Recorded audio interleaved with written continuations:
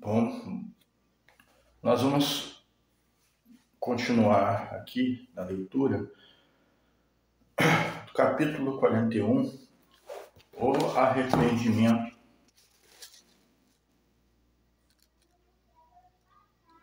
Desse livro Estrela de Luz, psicofonia de Isoldino Rezende e pelo espírito Ismael. Ismael conviveu com Jesus há 2000 anos atrás.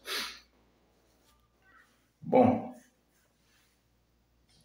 psicofonia é um tipo de comunicação entre o espírito e o médium, em que ele não usa a escrita, ele usa a fala. Né? Então, foi falando, né? Foi transmitindo através da fala, e uma terceira pessoa foi anotando, foi escrevendo o que estava sendo dito pelo médium, através do Ismael.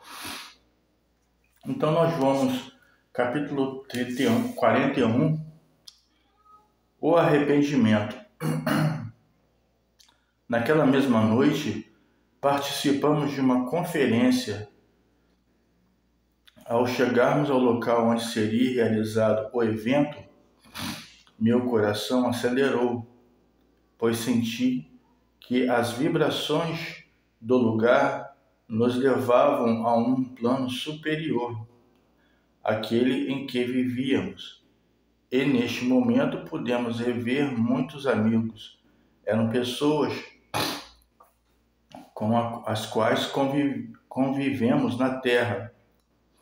A maioria delas estava próxima de Jesus. E mesmo depois de sua crucificação, continuaram a levar a mensagem da Boa Nova a todos os sofredores.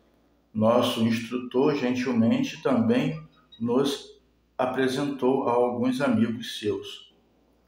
No retorno, Davi nos disse: ainda hoje participarei de uma reunião com a equipe socorrista de Bartimeu.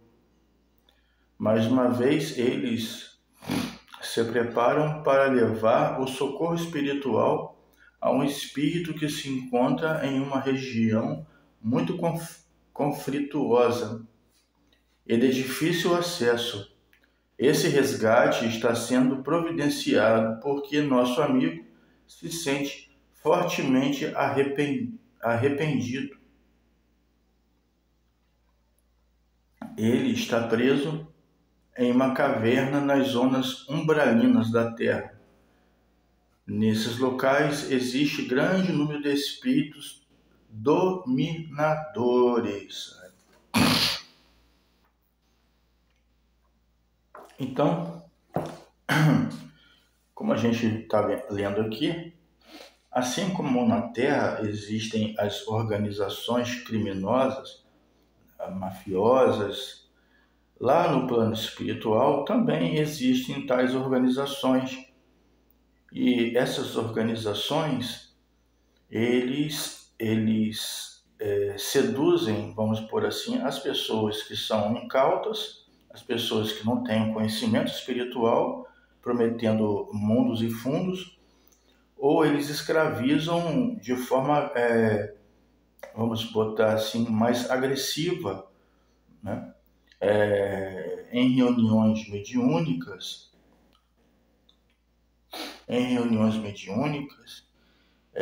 eu já presenciei inúmeras pessoas que foram escravizadas. Umas nós conseguimos libertar, mas outras, através do medo que eles tinham, um medo tão grande, que eles não conseguiam se libertar. Certa vez chegou um amigo espiritual, um espírito. Ele utilizava um capacete, né? Porque no plano espiritual existe uma tecnologia eletrônica, né? Muito superior da Terra, vamos por assim, né? Eles estão um pouco mais bem à frente, né? 50 anos, vamos botar, à frente da nossa tecnologia. E esse capacete fazia com que essa pessoa perdesse a discernição, a discernir, né, o certo e o errado. Ele se sentia totalmente aprisionado mentalmente a esses espíritos, né? E inclusive era uma falange de espíritos que se intitulavam Exu, né? Então, só que dentro dessa cultura afrodescendente existem facções, falanges, não é? Nem todas as falanges que nós classificamos como Exu são do mal. Existe falanges que nós podemos classificar como Exus do bem, né? Ou que não gostam de praticar o mal, mas às vezes esporadicamente praticam. Então existe de tudo, vários tipos uma diversidade muito grande de espiritual. Só que essa falange, eles eram dominadores. Principalmente muito cuidado, né, das religiões afrodescendentes a se ligar a tais espíritos, porque esses espíritos, eles podem, quando o médium, o pai de santo, ou quem for daquela religião, desencarnar, aquela falange vai absorver aquele médium, ele vai puxar, ele vai, às vezes, aprisionar, mesmo ele não querendo, né? Vai ser obrigado, vamos botar assim, a trabalhar em prol daquela sociedade, daquela comunidade deles, né? Dependendo, claro, da falange com que ele está se relacionando. Então, Exu e tantos outros, né? O Pedro, os caboclos, né? E tudo mais, eles têm uma hierarquia espiritual ao qual existem líderes e liderados. Só que cada falange tem um líder, cada falange tem um propósito, cada falange tem um nível moral diferenciado, tá? Então é bom deixar bem claro isso. E nesse caso que eu consegui um deles, eu consegui libertar um. No outro dia veio um outro que estava com o mesmo tipo de aparato, um capacete cheio de fios, né? Ao qual se prendia ao líder deles lá, que controlava a sua vontade. Esse não conseguia, pelo medo. Então não tenham medo, o medo destrói. Então vamos lá. No retorno, Davi nos disse: ainda hoje participarei de uma reunião com a equipe socorrista de Bartimeu. Mais uma vez, ele se prepara para levar o socorro espiritual a um espírito que se encontra na região muito conflituosa, de difícil acesso. Esse resgate está sendo providenciado, porque nosso amigo se sente fortemente arrependido e ele está preso numa caverna, nas zonas umbralinas da Terra. Nesses locais existem grande número de espíritos dominadores. Eles são atraídos pelas zonas por causa das energias, também negativas, e ali são feitos prisioneiros. Quando cansados de sofrer, arrependem-se e são resgatados por uma das equipes socorristas. Esse espírito que será resgatado traz seu nome registrado na história desde a época de Jesus na Terra. Tem sido grande o seu sofrimento, não só pelas perseguições dos espíritos que o aprisionaram, mas principalmente pela dor que sente em sua consciência. Logo que nosso instrutor terminou, eu lhe perguntei aflito: quem é esse espírito e que delito cometeu? Estou falando do soldado Longínquos, né? O Longínquos, creio eu, que se tornou até um santo, né, da Igreja Católica, né? Mas, na verdade, ele passou quase 2000 anos aprisionado nas trevas, sendo torturado. Ficamos surpresos ao ouvir aquele nome, e então falamos de uma só vez.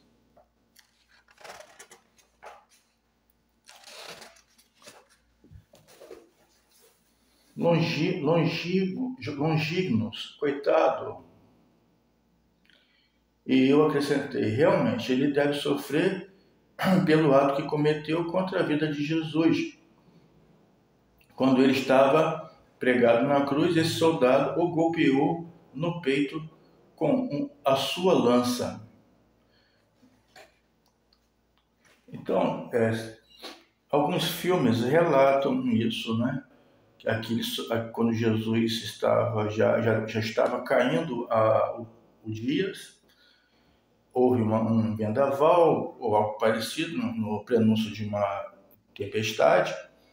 Então, para que os crucificados morressem mais rápido, então era dado um golpe de misericórdia. Então, ele perfurou Jesus com um golpe de uma lança, né, imaginando um golpe de misericórdia. E Davi continuou: no momento em que o soldado jogou a lança em seu peito, foi atingido no olho pelo sangue do mestre, e justamente no olho qual ele era cego. No momento instante voltou a enxergar, feliz com o acontecido, saiu a gritar que realmente aquele era o Filho de Deus. Com certeza, só nessa hora percebeu o terrível engano que havia cometido. Então, Longínquo foi... Então, talvez tenha sido uma dos últimos milagres de Jesus, né? Quando o sangue de Jesus bateu no olho cego de Longínquos e ele voltou a enxergar. Muito tempo depois da morte de Jesus, o soldado Longínquos participava de uma festa com seus amigos. Em certa altura, a maioria deles estava alcoolizado. Sem saber por qual motivo, Longínquos iniciou uma discussão com um deles. Tomando de grande fúria, o amigo pegou a lança e golpeou Longínquos no coração. E com a lança cravada no peito, morreu instantaneamente. Jesus sempre falou, né? Quem vive pela espada morrerá pela espada, né? Antes de ser crucificado, lá no Monte das Oliveiras, né? Ele já disse isso a Pedro, que que tentou cortar a orelha, cortou, né, a orelha do soldado. Bom, aqui nós vemos o quê? Lei de causa e efeito. Lei de causa e efeito. É aqui a lei mais ignorada por todos nós, inclusive os espíritas e os espiritualistas. Então, muito cuidado. Assim como ele cravou uma lança no peito de Cristo, ele morreu da mesma forma com uma lança no seu coração. Quando ele se viu fora do corpo físico, iniciou uma perseguição contra ele que havia tirado a vida. Em razão das vibrações negativas que o envolviam, Longínquos foi arrebatado dali por uma falange de espíritos que sabia que tinha sido ele que perfurava o Cristo com uma lança. Esses espíritos resolveram se vingar e o levaram para uma prisão. Até hoje sofre todo tipo de martírio. Outras caravanas já tentaram resgatá-lo. No entanto, está preso também às suas lembranças. Ele permanece o tempo todo repetindo que precisa sofrer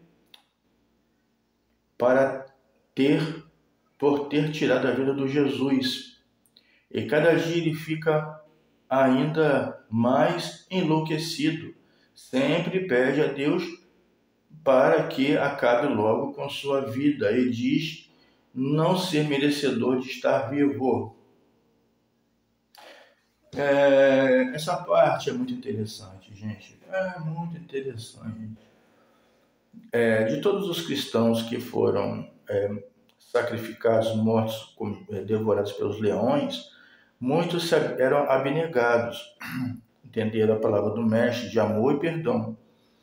Mas outros se rebelaram contra o homem, se rebelaram contra a sociedade e, ao desencarnarem, se tornaram vingadores do que fizeram com Cristo, do que fizeram contra o Cristo. Então, o Longínquos, ele foi aqui, no caso, perseguido por esse motivo, levado a uma sentença através de cristãos que não foram capazes de perdoar e tomaram ódio, ficaram com ódio da perseguição que tiveram aqui na Terra. Então, nem todos os cristãos fizeram a passagem tranquilamente com suas cantigas, as suas orações. Muitos passaram revoltas atrás de revoltas e se uniram contra os perseguidores, pegando justiça com as próprias mãos, fazendo justiça com as próprias mãos. E essa parte do Longínquos, que muitos espíritos, quando cometem erros, eles ficam paralisados no plano espiritual, perplexos, porque eles não são capazes de se perdoar, pois eles não têm qualquer noção da vida após a morte.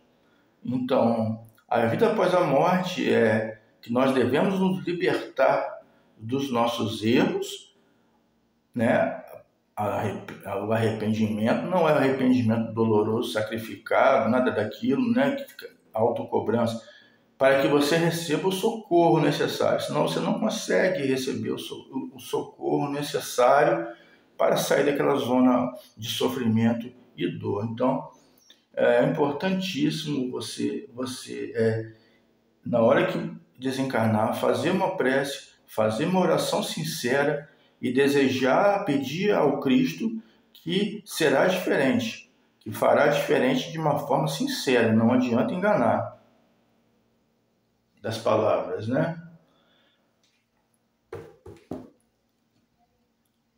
Depois de ouvirmos a história relativa do sofrimento daquele soldado, eu jamais poderia imaginar que Longínquos estivesse vivendo tamanho sofrimento, pois Simeão e eu presenciamos em espírito o momento da crucificação de Jesus e o momento em que o soldado jogou a lança nele, no peito dele. Apreensivo com tal situação, eu queria saber mais sobre o soldado Longínquos. Então, sem demora, pedi a Davi que fôssemos merecedores. Gostaríamos de também fazer parte daquela caravana de socorro a essa entidade, a esse irmão. Percebendo nossos anseios mais íntimos, disse que teríamos permissão em participar daquele resgate e disse que a expedição partiria na manhã do dia seguinte.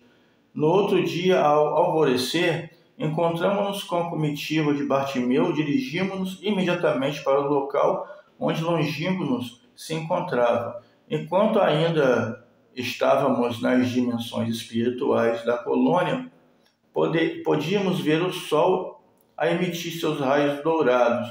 Sentimos no rosto uma brisa leve e suave. Ouvimos cantar os passarinhos e o perfume que vinha dos bosques envolvia nossa alma nas mais sublimes energias sublimadas. Ali tudo era perfeito, mas à medida em que nos afastávamos, sentimos as vibrações já não eram as mesmas, os raios solares haviam perdido o brilho e o perfume se misturava com odores de putrefação. Isso aqui é interessantíssimo, né? Muitos espíritos em reuniões mediúnicas, eles vêm com um cheiro, um odor de carne podre, não é? E muitas vezes espíritos obsessores que estão ligados a outras pessoas, né? Pelos vícios das outras pessoas, ou tentando destruir ou manipular, seja qual for. Mas eles vêm dessas regiões de putrefação. A escuridão tomava conta daquele lugar. A nossa visão se tornava cada vez mais difícil quando estávamos próximo à Terra. Exatamente nas zonas umbralinas começamos a ouvir gritos e urros, como de animais ferozes. Ouvimos também o barulho dos soldados marchando, e estes davam continência a seu centurião. Misturamos aquele barulho, era possível ouvir pedidos de socorro. Vimos também falanges de espíritos engalfinhados, uns corriam atrás de outros em verdadeira perseguição. Era como se estivesse passado num labirinto onde presenciávamos muitas coisas horríveis, cenas estrondosas, gargalhadas, choros, lamentações. Alguns agonizavam como se estivessem no momento final de suas vidas. Diante de cenas tão tristes e dramáticas, Bartimeu disse: meus filhos, isso é o resultado da falta do entendimento da paz. O distanciamento das leis divinas e dos ensinamentos da Boa Nova nos aproxima cada vez mais,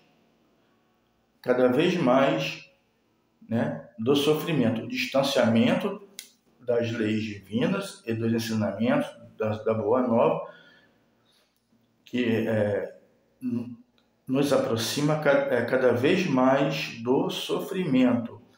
A maioria dos que se encontram neste vale estava presente na praça do Sinédrio no dia que Jesus foi preso e crucificado.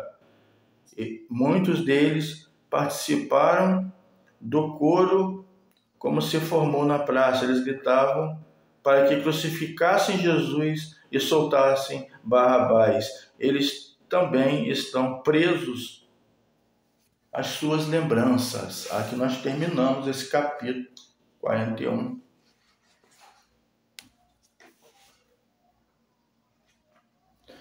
Lembrando que,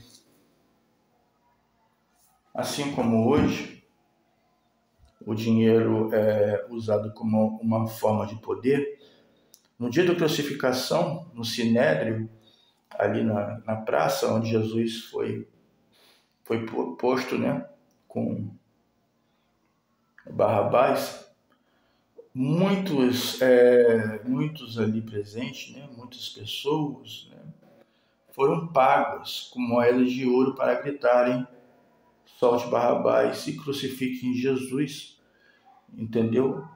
Eram pessoas totalmente passivas, né? E outras pessoas que gritavam: soltem Jesus. Muitos eram pegos pelos soldados, eles levavam para trás da muralha, né? Ali a muralha do local ali, né? E eram executados a espadadas, né? Eram mortos e levados por gritarem: soltem de Jesus.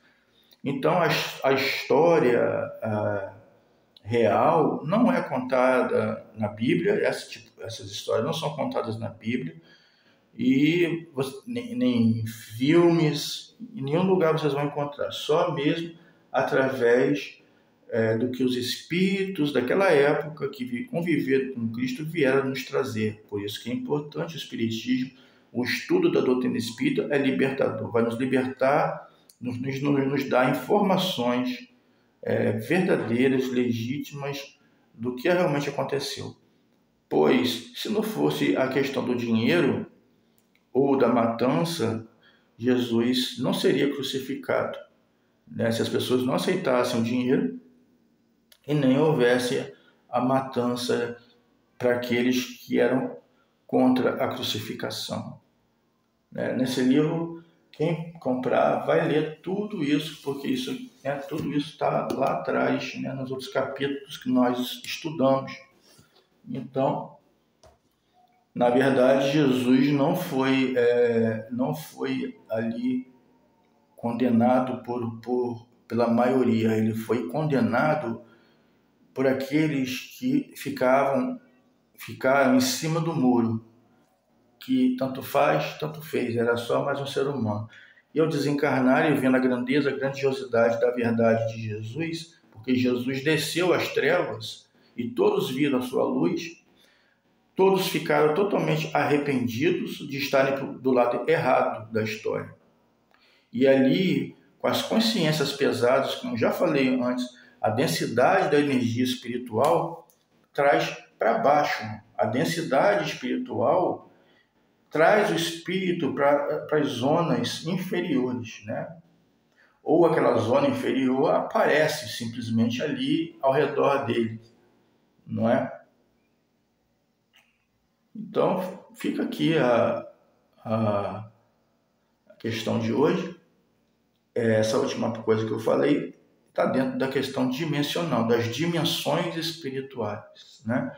A dimensão espiritual, ela está ligada, completamente ligada à sua leveza, ao seu peso espiritual, né? Do perispírito, né? Porque o perispírito, como eu falei, é como se fosse um CD virgem que vai gravando ali as informações do bem e do mal que nós fazemos. Né? Quando a coisa é muito ruim, quando nós fazemos muitas coisas erradas, então nós nos tornamos densos, pesados, né? E assim somos arrastados para as zonas inferiores e expostos a vingadores como esses aí, né? A vingadores achamos que é uma coisa, na verdade podemos ser escravizados, podemos ser torturados durante séculos, né, de acordo com as nossas decisões aqui na Terra. Então, mais uma vez, muito cuidado com a lei de causa e efeito.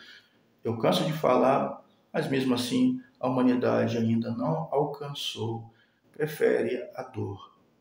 Fiquem com Deus, Jesus abençoe a todos. Que assim seja.